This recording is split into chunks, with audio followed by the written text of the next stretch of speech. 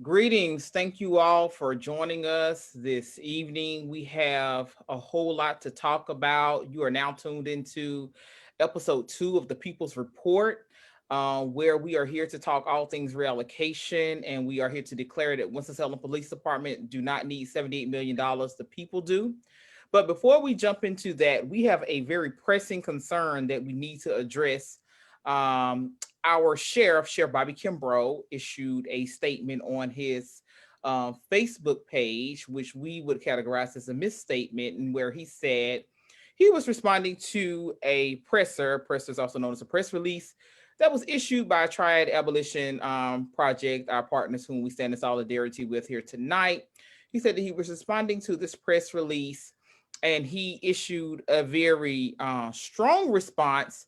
And we are here to respond to that, as well as clarify some misinformation. And then we would like to get into what we're pushing for on behalf of the people of our city. So the first thing I'm going to do is I'm going to jump right in and segue to a couple of folks that we have here with us. We have Brittany Battle of Triad Abolition Project. We have Lillian, and we have Richie.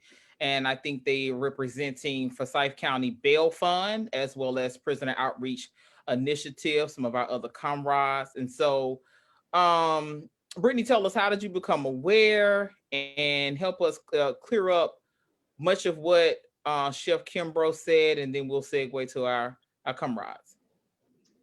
Just first to clarify, Triad Abolition Project did not issue a press release. We sent emails advertising an event that took place today. We have issued many press releases over the course of the efforts over the summer and the fall, and our press releases have always been worded as press releases.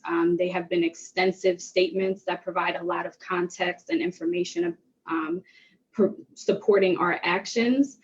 They are always PDF attachments to emails, as is the norm for press releases for media. So I'm not sure who was confused or misinformed, but it definitely was not a press release.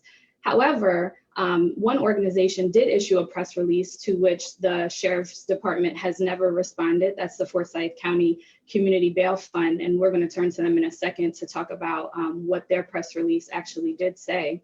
But there's a couple of things I want to address in the Sheriff's statement. First, the Sheriff, interestingly, in the entire statement, never makes any mention of the COVID outbreak that his department is responsible for.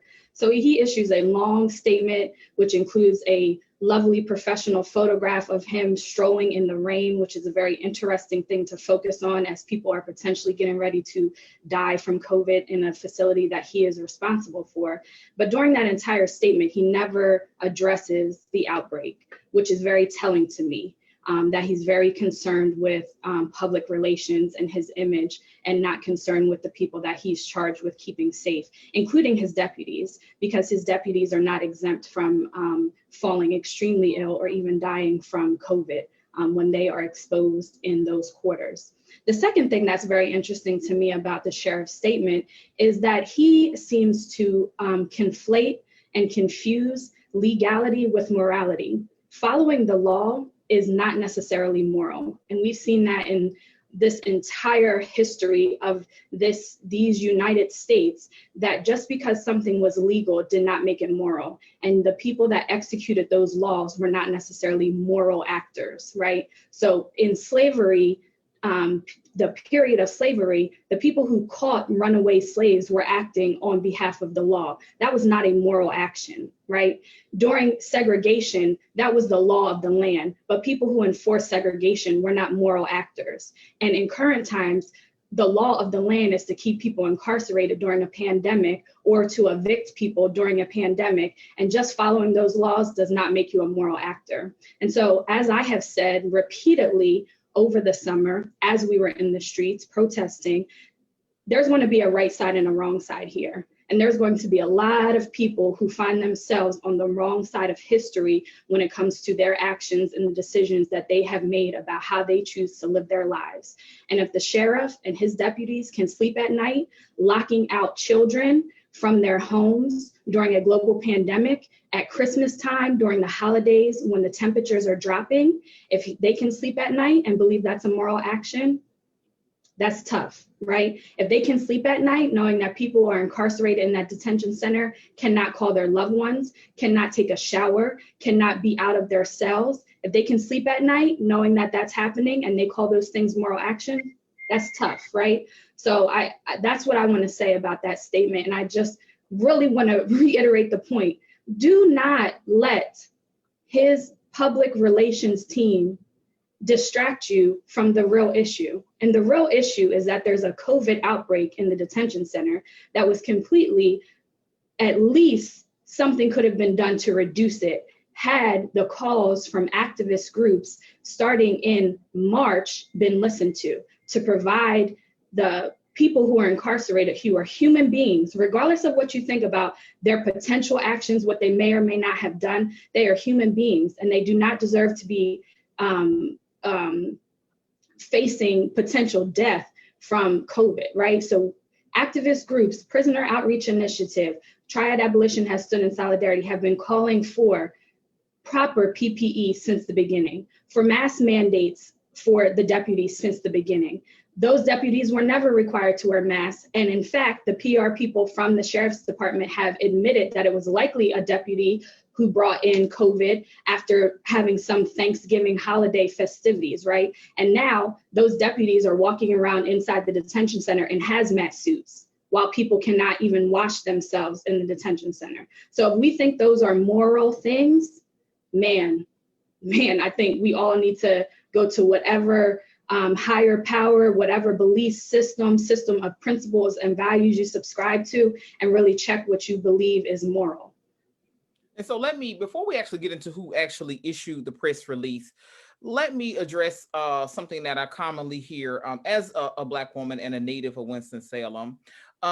There seems to be this idea that because Sheriff Bobby Kimbrough is the first African-American sheriff, that he is above scrutiny, that he is above criticism, and somehow folks may feel that activists, particularly Black activists and Black women activists, I would dare say this is probably a very gendered conversation, seek to tear down another Black man. And for some people, it appears that representation is enough. And because you're not from here, we know that you face also scrutiny in terms of, how dare you not be from here? Where is your body of work?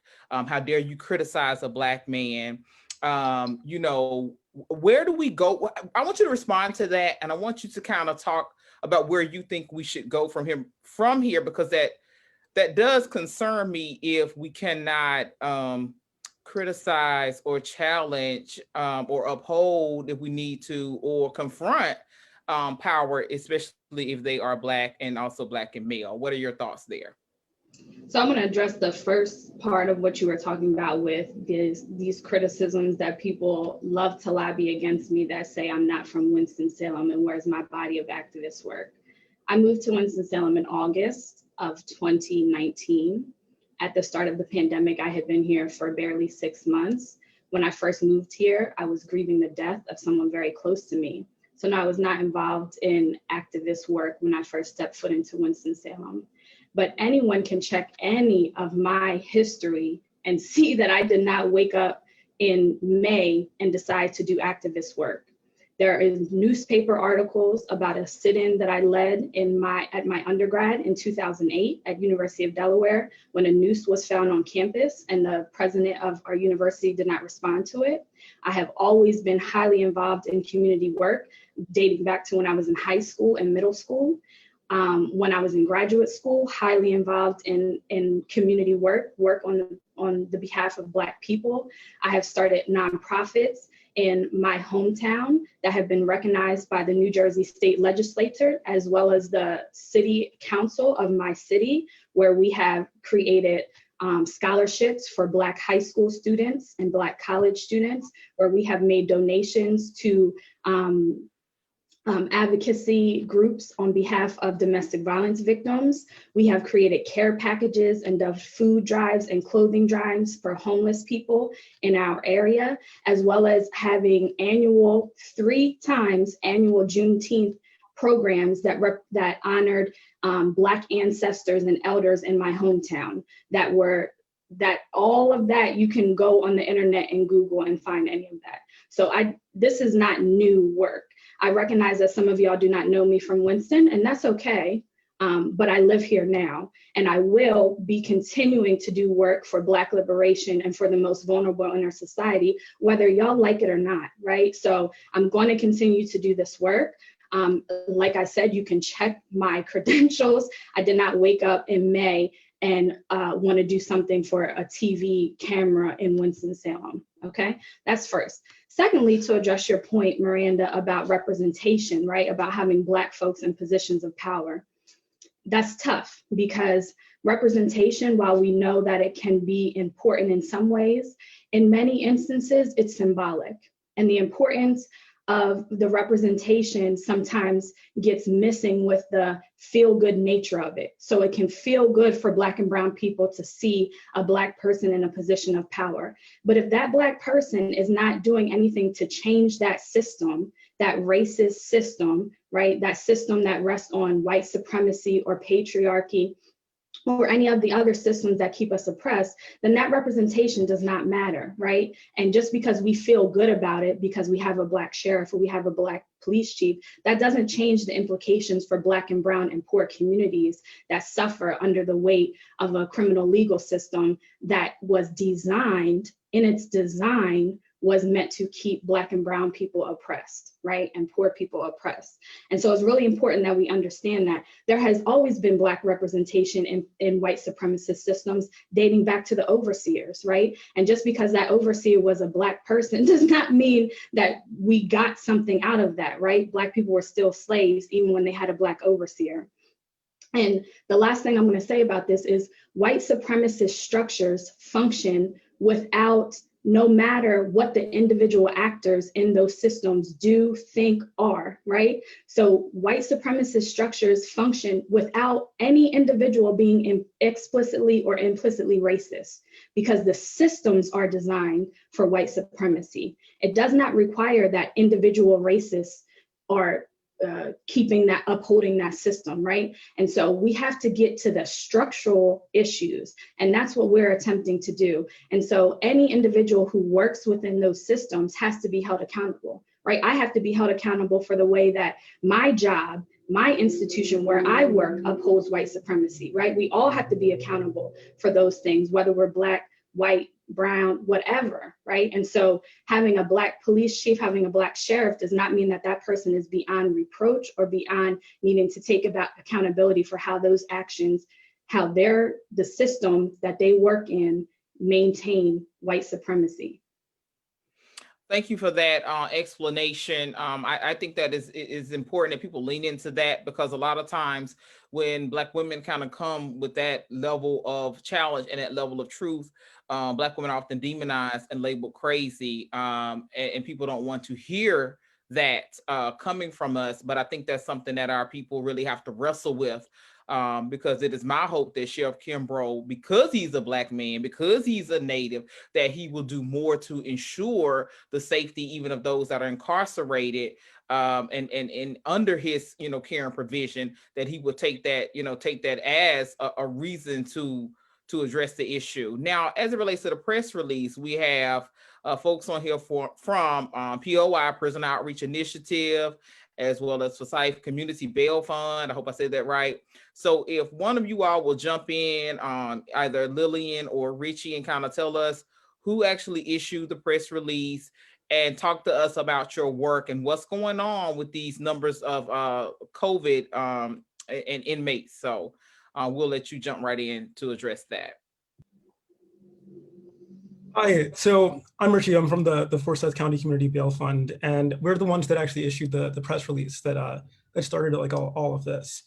And we've been talking about bail. We've been focused on bail, on like the narrow issue of just holding people pre-trial without there being any trial whatsoever, at the jails, at the jail level for a while now. We've been talking about this for a while now, and we've specifically been talking about this issue during the time of COVID, during a time when like you had a population, and like anyone could see it, and we've been talking about it, and other organizations have been talking about it, that you have a population right now at the jail that they cannot social distance. There's no way that they can social distance. There's no way that they can be safe. And if you're adding more and more people to the system and just putting them in smaller and smaller places of confinement and reducing the ability of those people to be able to, actually to be safe in that system, then you're creating the situation that we have here. And Rick, can I ask you a question? What do you say? I saw a lot of comments on Sheriff Kimbrough's page where people said, well, they deserve to be there. You do the crime, you do the time. Oh, well, and they were praising kind of Sheriff Kimbrough's stance of law and order. We hear about that, particularly with conservatives, this idea he's a man of law and order. What do you say to that? And if you can speak to that, and also what Brittany said about what is moral versus what is legal. Will you talk to us about that? Yeah. So our press release entirely, what we were talking about, the two things that we demanded in our press release was, one, just to stop, doing arrests of people that have misdemeanors or failures to appear and things like that. And then the second point that we tried to get out there is that we should try to release as many people as possible. We should try to release as many of these people that have not again been convicted of anything and are not a threat to society. And to the point about that you're bringing up right now about just exact. I guess my point here is that a lot of people have a distance.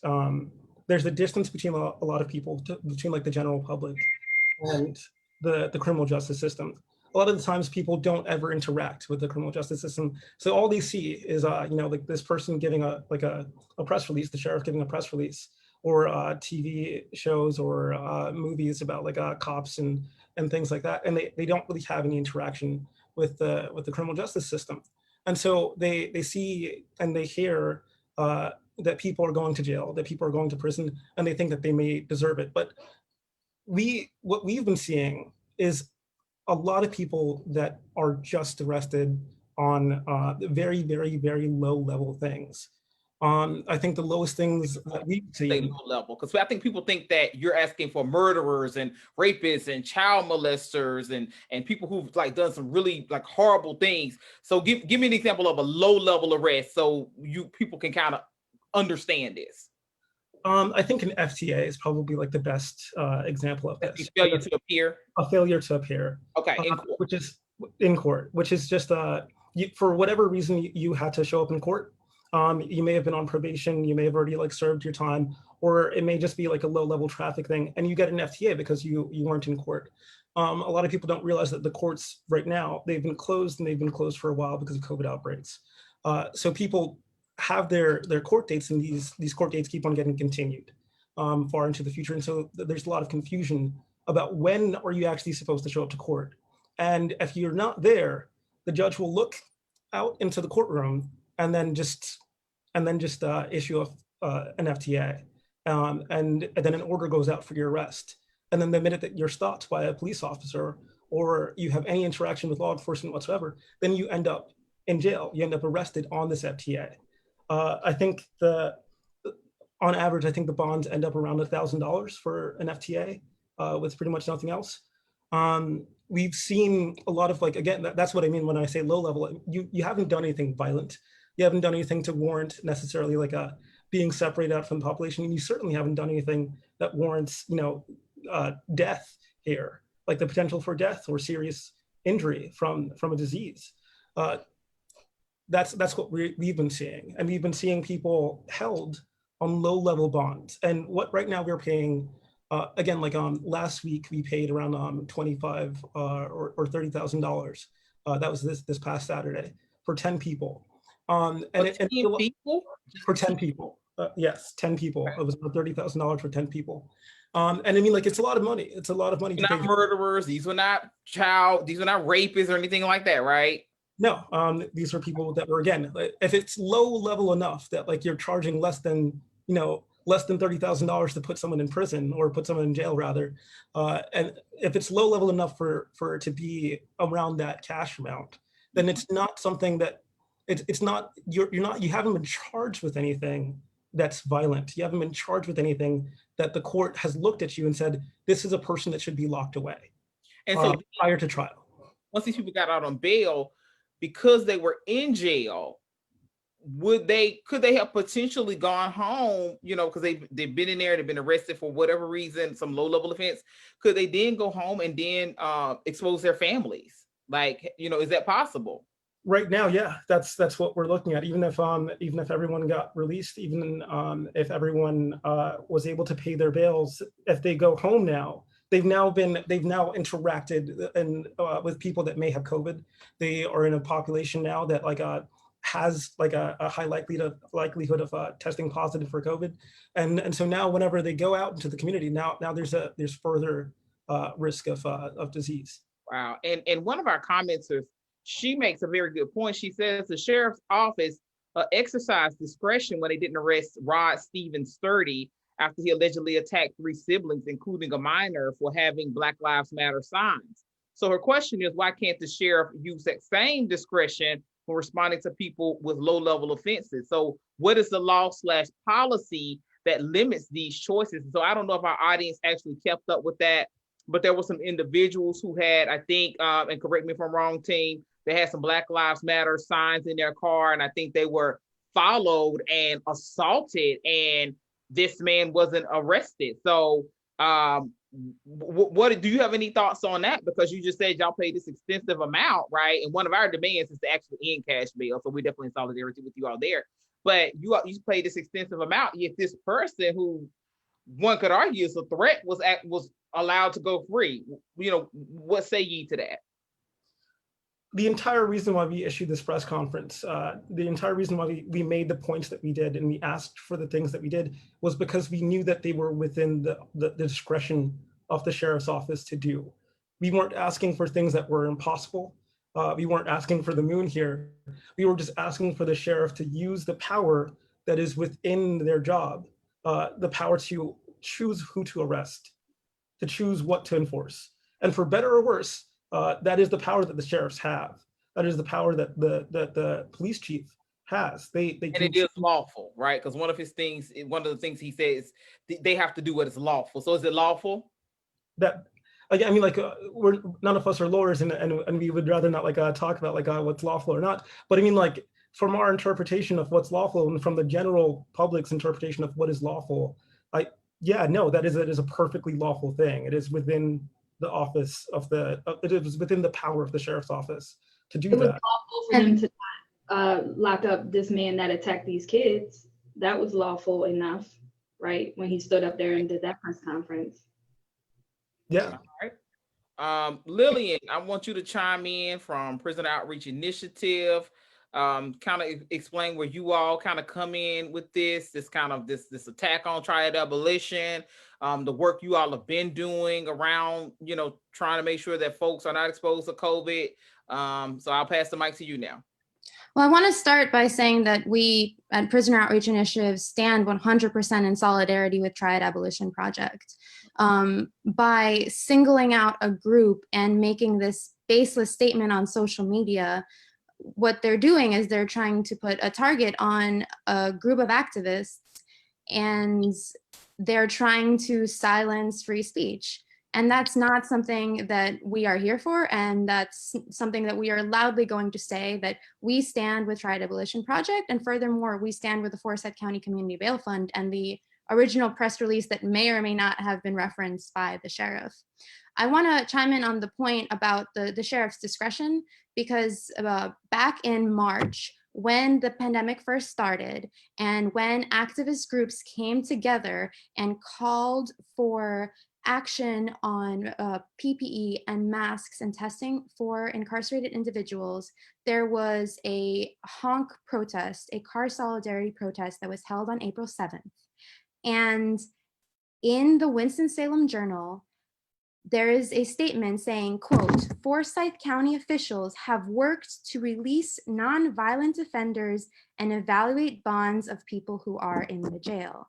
So back in April, when they thought that maybe these protesters would go away if we just give them something, they obviously had the power to reevaluate people's bonds, and they obviously had the power to release people. And now all of a sudden, after a summer of protests, after today, a car protest, they suddenly do not have this power because they know we're not going away. I want to say this weekend, I pulled up the numbers, 13 people were arrested. I didn't look through each of the individuals, but I pulled up a couple of failure to appears. Today, someone got arrested and was given a $750 bond for a failure to appear. Now, how is that in the interest of public safety? If that person had $750, then they are suddenly safe to go on the streets. But if they don't, then they should be in the jail because they could not appear in court and therefore are being exposed to COVID. It is simply unthinkable that this is a moral and just way. There's another bond for $1,000. I want to talk though a little bit about the conditions in the jail during COVID, not just during the outbreak. So in March, if I may. I said, go ahead, please do. In March, all of the programs and all visitations in the jail were stopped. So that means people did not get to see their families. That means Alcoholic Anonymous, Narcotic Anonymous, religious services were all stopped. Furthermore, the only way to get in contact with your family was through a phone call.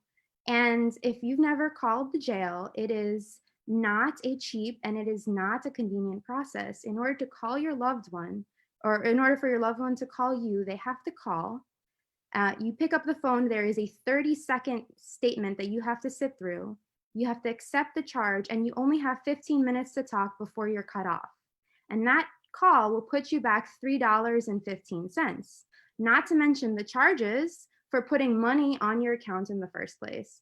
And so the jail has every incentive not to reopen visitations. They're making money off of this. An hour-long phone call is $12.60 plus the $3 that it costs to put money on your account. And so they have every incentive to pretend that they can't do anything and they have to just keep arresting people.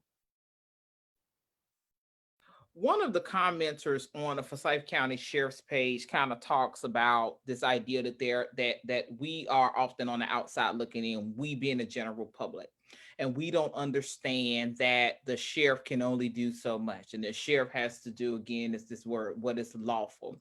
And hopefully Brittany and even Bailey can speak to this. We actually met with the sheriff back this summer. And I remember, and Brittany, tell me if what I'm saying is correct. I remember asking the sheriff, how much autonomy does he have? And he pretty much said, I have total autonomy. If an officer has on the wrong color, shoes, I can let him go, right?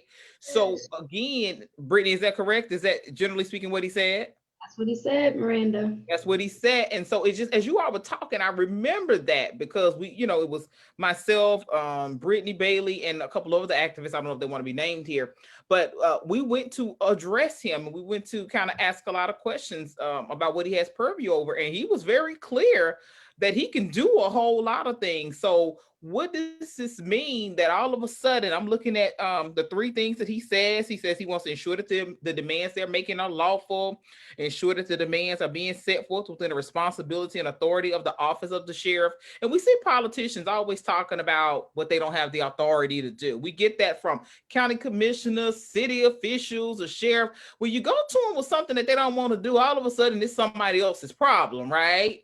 But when they want to be elected, they can do everything, right? They have these grandiose campaigns. I'm going to do this and I'm going to do that. And so, that's one thing he said. And he said, ensure that their demands are in the best interest of public safety for all residents of our county. But what about, does that include those who are incarcerated because they are residents, right? And are we And is our sheriff saying that these people deserve to be infected with COVID because they have allegedly committed a crime? Is that really what's being said here? Or have we kind of come to that as a society? So I'll let you guys speak to that. Brenda, I just want to say the comments on his post are shameful, and he should be ashamed that he has support from the type of people that wrote those types of things on his post. When you are a Black man, regardless of what your career is, if you are being supported by white supremacists who are blatantly white supremacists, you should know that you're going down the wrong path. You're going the wrong direction, right? Because some of those people that made comments on that post hate Bobby Kimbrough, right? And if they could, they will put Bobby Kimbrough's Black self under the jail somewhere. And they only support him because they believe that he's going to continue to enforce laws that keep them superior and keep Black and brown people inferior and oppressed. And he should be ashamed that he calls himself having support from those type of people. There is not a soul that can tell me because someone did not show up to court in the middle of a global pandemic, when some of us don't even know what day of the week it is, right? I don't know what day of the week it is most of the time because the stress of being in a pandemic. So you're telling me because someone did not show up to court in the middle of a global pandemic, they deserve to be incarcerated. And if they don't have $750, they have to sit inside of there. That's unconscionable. That's unconscionable, right? These are human beings. These are human beings. And for him to make a statement that this is about protecting the community, these people are not part of the community. These are not human beings that deserve protection as well. Is shameful. So potentially it's the sheriff putting more blood on his hands.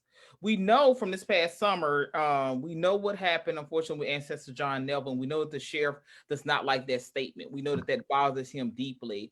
And we have a question. Someone says, the people who murdered John Neville were also not detained long-term. Wonder why, right?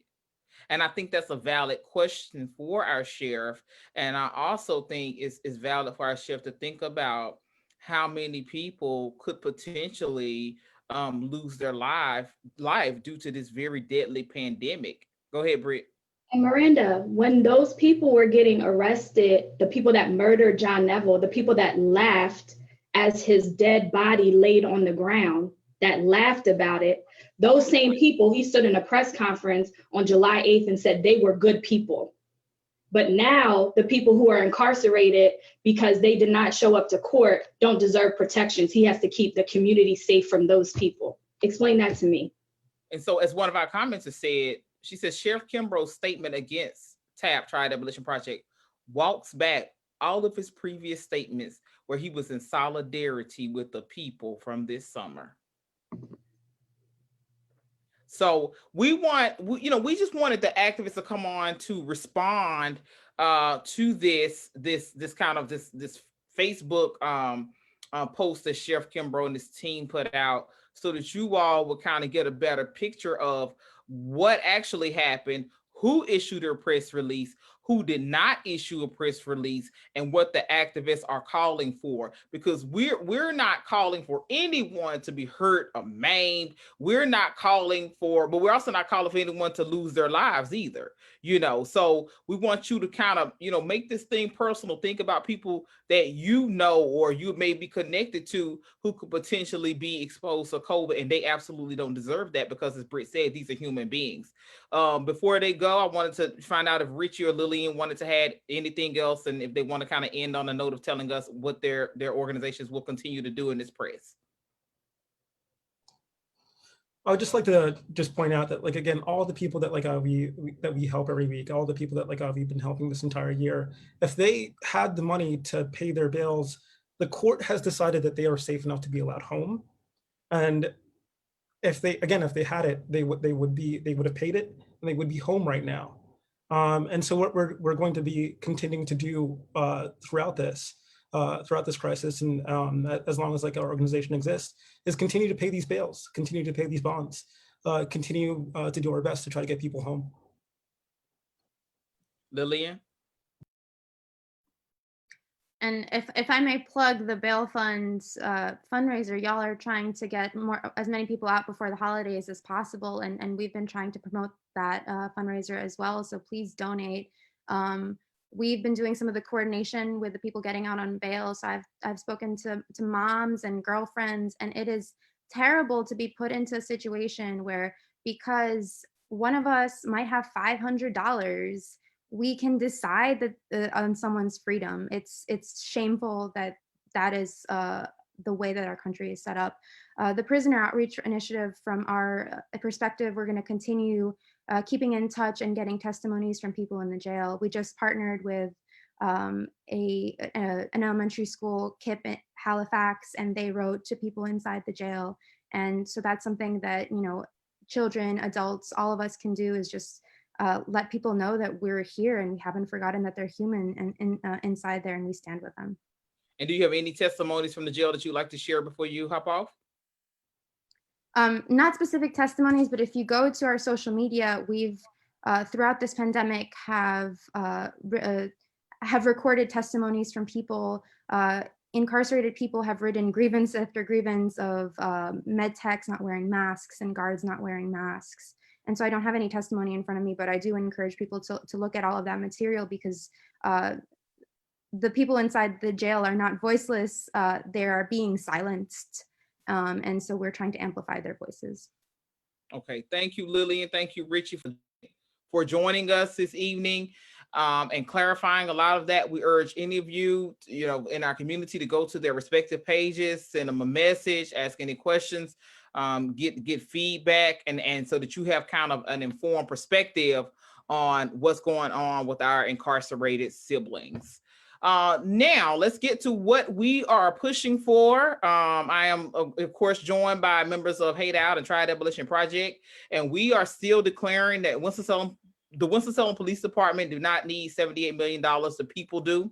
And so one of the things that we've been leaning into is actually a quote by our very own police chief, Katrina Thompson. Celine, would you like to read this quote, or would you like for me to read it? Because I think it's very apropos for what we're discussing. You go ahead, Miranda. You probably have it right in front of you. I do. All right, folks. So she said, we're expected to be everything: teachers, babysitters, healthcare workers, mental health providers. Oh, and by the way, handling crime as well. I'd be happy to reallocate our funding into those programs or into those people or organizations that can provide those things. This was stated by Chief Thompson on a Town Trust Talk on June 16th. So this is kind of the heart of what we have been fighting for all of this time. We have been showing up at every city council virtual meeting, and we have declared that there will never be a meeting in which we will not be there. So we will be there with all of our fervor, all of our passion, all of our intensity to kind of talk about what it is that we want from our city council on behalf of the people, all the people of Winston-Salem.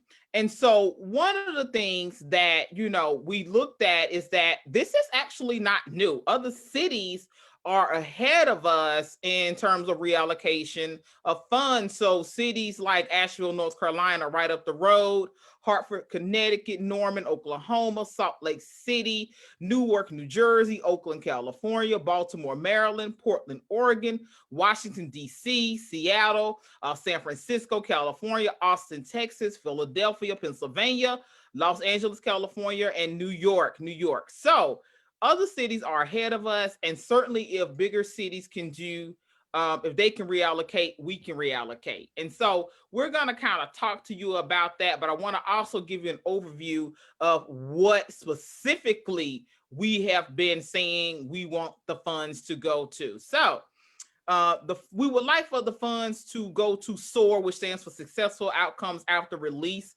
We know that that's a program that has been operating, but we feel like it's not operating at its maximum. We recognize that our incarcerated siblings, once they're released, will need a great deal of support to kind of reestablish themselves and get back on their feet. So we don't want them to be given $1 million from a committee that they have to fight over, right? We want Youth Build, which is a national program, to be funded by our city. And I'll let, of course, when the time is appropriate, I'll let Allie speak to that. We want forgivable loans to Black businesses, public transportation, and an increase in the minimum wage.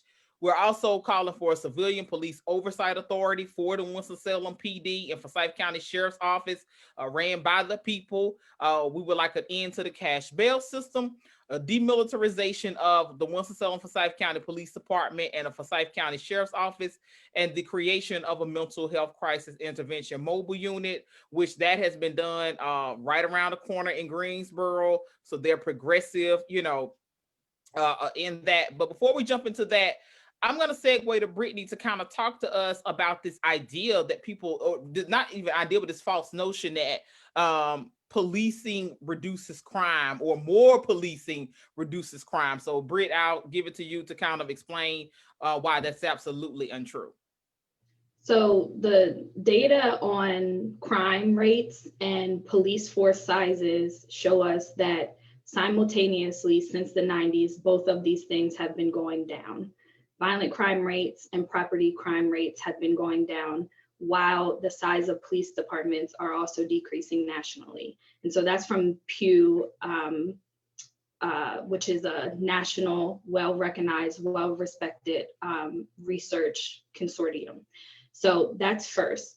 Despite knowing that, the public at a national level still thinks that crime is increasing. And so that's very important, right? Because this idea that our country is more dangerous is really influenced and really intentionally held up by things that we call propaganda. So we all love things like Law and Order SVU and Criminal Minds and Dateline episodes and 2020 episodes, right? But those things make us fearful because they make us think, wow, we really need the police to keep us safe. But as I said, the data show that raw numbers of police have declined, right? So now I'm going to talk about a report from USA Today, which tells us that data shows that the raw numbers of police have declined over the past 5 years, right? And at the same time, the violent crime rate has also dropped. And so we have folks who even are former police officers themselves, right? So this USA Today report includes a retired New York Police Department official who says that there's little clear connection between staffing numbers in police departments and crime. So essentially saying that more police does not necessarily deter crime, right?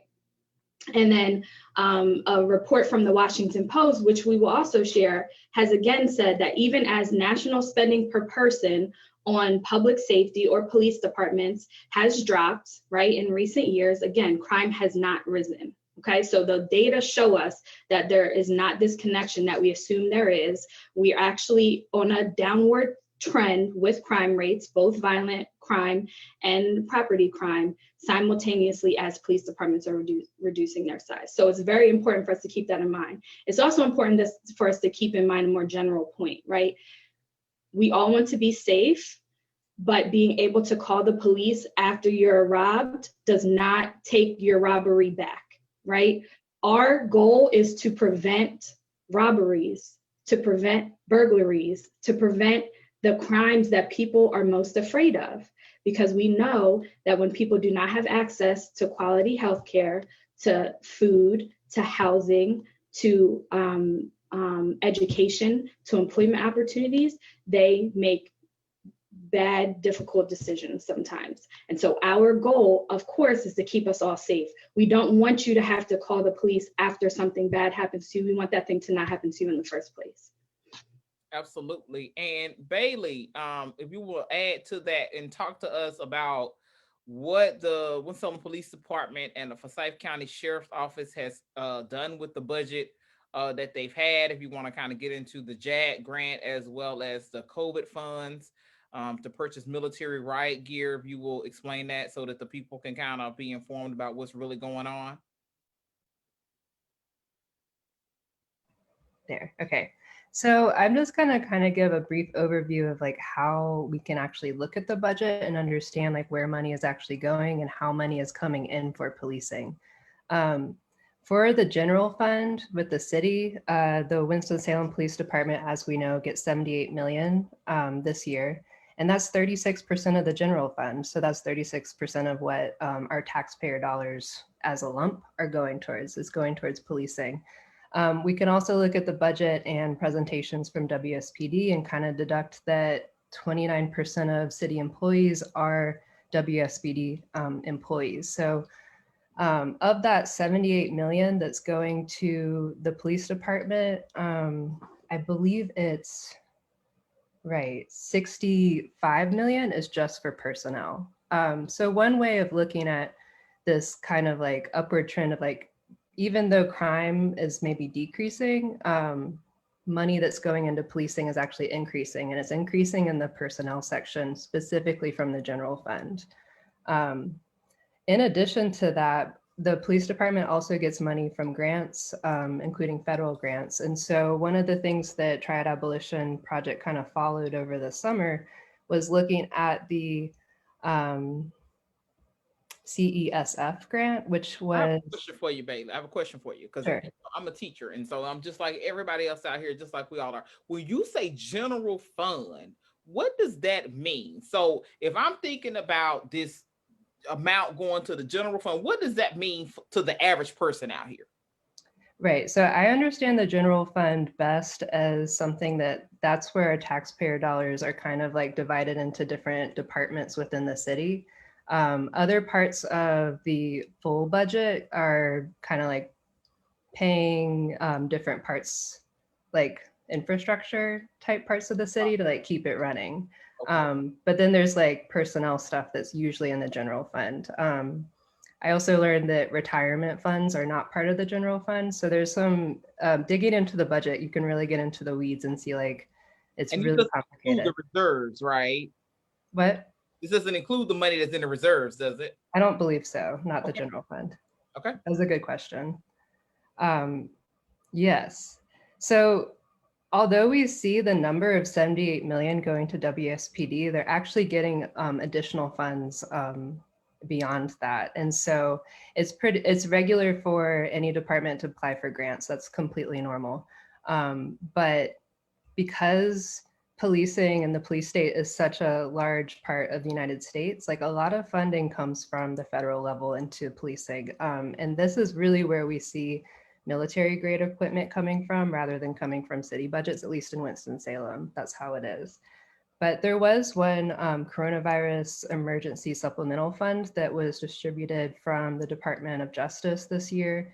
WSPD got over $500,000 from that fund just by applying for the grant. And we, after asking a lot of questions, found that that fund, which was over $500,000, part of it went to a civil disobedience response team. And so this money went towards equipment such as shields, barricades, gloves, passive protector tools, helmets, shin and arm protectors, gas mask carriers, gas mask filters, foggers, and fogger carriers. So this was all to protect the police from civil disobedience, AKA the marches that were happening over the summer, even before they really began.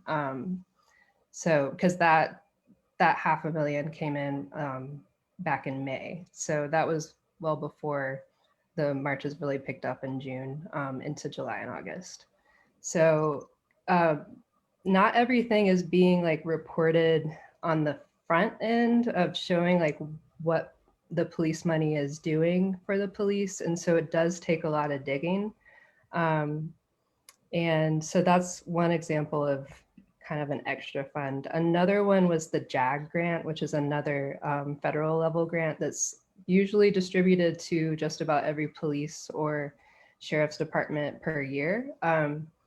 This year, the JAG grant was approved unanimously by city and county officials, even with people speaking within public comment saying like, hey, we don't want this, it's gonna increase policing.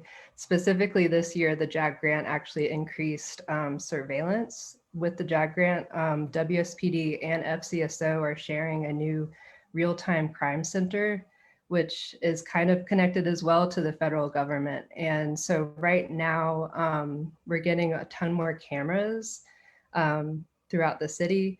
And it's using this thing called Fusus technology, which I'm sure we can drop a link to it so that you can kind of see more information of like what these cameras are like. So I'm gonna drop that as well. And so, as you're talking about all of this, riot gear and these shields and these vests and all of the things that the police would get with all this funding, my question is, what about the people, particularly Black people? How do we shield ourselves from police, right? And I know a couple of times people say, oh, they need more training. Training is not the answer. Okay, it's not, from some of the things that I've been reading. And so what do we do? And is there a real fear of Black bodies, right? Is there a fear that kind of makes folks think we have to have this? These people are going to destroy our neighborhoods. They're going to destroy our towns. They're, no matter how peaceful the people are. Why do you all, and now punt to maybe like Allie, why do you think folks feel like there has to be this extraordinary amount of money given to the police? Well, I agree quite a bit with what Britt said about the fact that we've been trained as a society to be afraid, and it is partially our obsession with shows like Law and Order and Criminal Minds and all those fun dramas, the Lifetime network in and of itself. But also you have the media does a fantastic job of making you scared. They report on every little crime that happens, without very much follow-up, first of all, and without any real detail about its place in the overall scheme of things. And so when you have something like nationally, it's the amount of violent crime that gets reported is somewhere around, it's sub 10%, the number of calls that are going in. That's really important to look at, that people are actually calling in auto vehicle theft more than they're calling in violent theft. And not just that, but one of the really important pieces I think to look at is, Bailey was pointing out a huge amount of our police budget goes to personnel. And if people take a look at that USA Today article and then kind of jump off from there, there are a lot of excellent points about being smarter. It's not about the number of bodies you have, but when you have them working, and making sure that officers have time to participate in their communities as well. It's Marina, you talk about the fear of Black bodies, and I think anyone who says that's not a case is a liar. Mm-hmm. And it's across racial lines. It is across racial lines, 100%. And one of the best things a community can do if it's going to insist on having a traditional police force is make sure that, one, those police are from that city itself, that they live in the areas that they patrol, and that they get out of their cars. Some of the most successful reforms have been seen where police are actually instructed to walk their beat, to ride their beat, to meet the people that they are serving, because they are service people. So and thank you for that, Allie. And Celine, one of the things that you have been leaning into as you've done research on what Greensboro is doing in terms of addressing mental health, you've been kind of finding out about how police are really not trained to deal with mental health or mental illness, right, and issues. Will you speak to kind of what you've been learning and kind of maybe some of the trends that you've seen as someone who may kind of work in that field to some extent or not? Absolutely. Excuse me. One of the programs I learned about recently is the Cahoots program that's out of Eugene, Oregon, a city that's just slightly smaller than Winston-Salem. This program's actually been around for 30 years.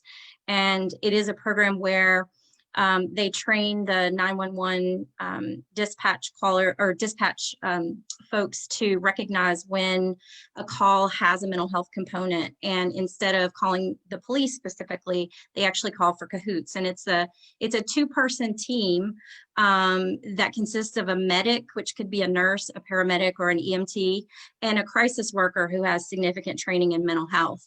And they deal with everything from conflict resolution, welfare checks, substance abuse, suicide threats, all kinds of things like that. And what's really interesting about it is that we've been talking about the budget, and how a lot of times it's like you think that these things are going to be so costly, but actually their program is about $2.1 million annually. But when you look at the cost savings where police officers are not having to respond to these kinds of calls, they're actually averaging about $8.5 million reduction in public safety spending in their police department, because so few of these calls are actually needing police assistance on top of it. Let's see, last year they had 24,000 Cahoots calls, and they only requested backup from police in 150 of those calls. That's less than 1% of calls that needed police backup. So, and the other thing is, Minneapolis is actually looking into doing a program very similar. They've been piloting a program with mental health workers going along with police since 2017. However, what they found is that the presence of the police being armed actually escalates the situation. And so they are looking into the Cahoots program or something similar, because in those cases, the professionals who are responding have the option to call police backup if they need it, but it's not automatically assumed that police are necessary.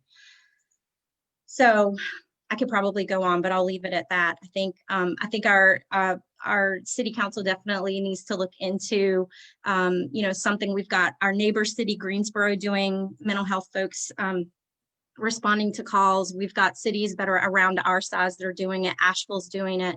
It's definitely something that we should be doing. And I will just add, we talked about this a little bit, but some people say, well, mental health is not the responsibility of the city, and that's not where the funding should come from. And I want to be clear that we're not talking about mental health treatment. We're talking about the response to these emergency calls. So to have mental health folks joining the police and or taking those calls instead of the police.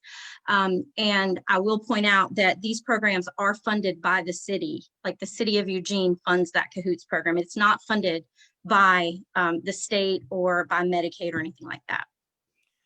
Thank you for that. And, in the words of Yoda always says, no, try not, do, or do not. There is no try. And so we have to absolutely move power, you know what I'm saying, to where they are doing. Power has to be responsive to the people. And one other point that we wanted to kind of highlight was, this idea of what are police actually responding to with the dispatch calls, and what are they actually doing? Does somebody want to jump in and kind of talk to us about why are people really calling, and are people really calling because somebody's being, murdered, God forbid? Is it something small? So does Britta, anybody else want to jump in and talk about the dispatch? So I want to give a little national context quickly first. More than 10 million arrests per year nationally. Only 5% of those arrests are for the most serious offenses: murder, rape, aggravated assault. So vast majority of people are being arrested for things that are not violent crimes. Mm-hmm. In Winston, and these numbers, this figure that I'm about to give you comes directly from the fiscal year 2021 police budget overview from Winston-Salem Police Department. If you do simple calculations in that presentation that they have available, of all the 911 dispatch calls that Winston-Salem Police Department is responding to, only 6% of those calls are for what are called Part 1 offenses. So those are the most serious offenses: murder, aggravated assault, forcible rape. That even includes burglary, larceny, motor vehicle theft, right? So even when you lump in motor vehicle theft, which is not necessarily a violent crime, right? If you're breaking into an unmanned car, but we don't want our cars to be stolen, right? So when we're considering those most serious crimes, only 6% of dispatch calls are for those crimes. So the vast majority of dispatch calls, the vast majority of the work that police are doing in Winston-Salem does not require someone to be armed when they arrive on the scene, right? Does not require a gun, does not require a potential threat of violence to be handled. And we know that police violence is the leading cause of death for Black men in this country. 1 in 1,000 Black men will be killed by police violence. And so we're trying to do everything we can to minimize police contact so that we don't have people getting hurt, injured, maimed, killed by the police, or even to have a traumatizing encounter with law enforcement. Thank you for that. And real quick, I want oh. Oh, go ahead, Allie. Yes, I just jump in. want to here. I want to pop one more thing, which is that there's actually been a lot of research done. We're talking about this money spent on the police and whether or not it's going to make us safer. There's some fascinating studies that I can drop a link to, where we're looking at money being spent on the police actually ending up causing us to be less safe. There are a number of studies that have been done comparing us to other European nations and even small states, again, compared to European nations, and our spending on police and the military is about 10 to 15% higher than these nations. Our social program spending is about 10 to 15% lower than these nations. And as a result, our crime rates are actually substantially higher than these nations. And it's a pretty clear statement that when you take care of your people, they aren't breaking into your car because they have their own. They don't need yours. And so it is when we care for each other that we are safer. It's not when we hire more police that we become safer.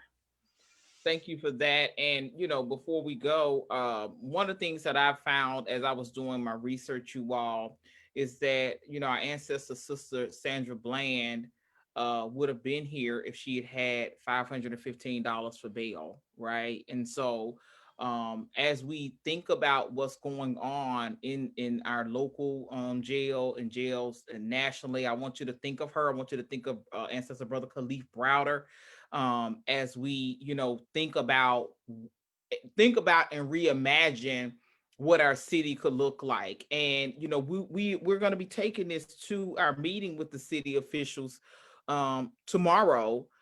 We've been invited to kind of come sit at the table, and we're going to do that. And we have a plan, we have a course of action, and we have options. And so we have responded to that call. You all will get to see it. This is not a backdoor meeting or anything of that nature. This will be put out there. This is not any of us going to get something for us, individually or for our groups. We're going because we take this work very, very seriously. And so as soon as we get the green light to kind of share it and put it out there, you all will be made privy to it. Additionally, we're going to be releasing a flyer with all of this information so that you can do your own research. We don't want you to take, anything that we say and not be able to look it up for yourself. Remember, we are just like you. We are you. Outside of maybe Britt, who's a sociologist, criminologist, we're just regular old people, but we believe that we can have something different. And we are particularly Hayed Out, and I think I can say this for TAP as well. We're trying to move from protest to policy. So our whole goal is to dig and dig and dig and to show up and show up and show up. And if we need to raise hell, raise hell, raise hell. So on that note, we thank you for joining us. Look for us the next time we have the People's Report episode 3, and you all have a wonderful evening.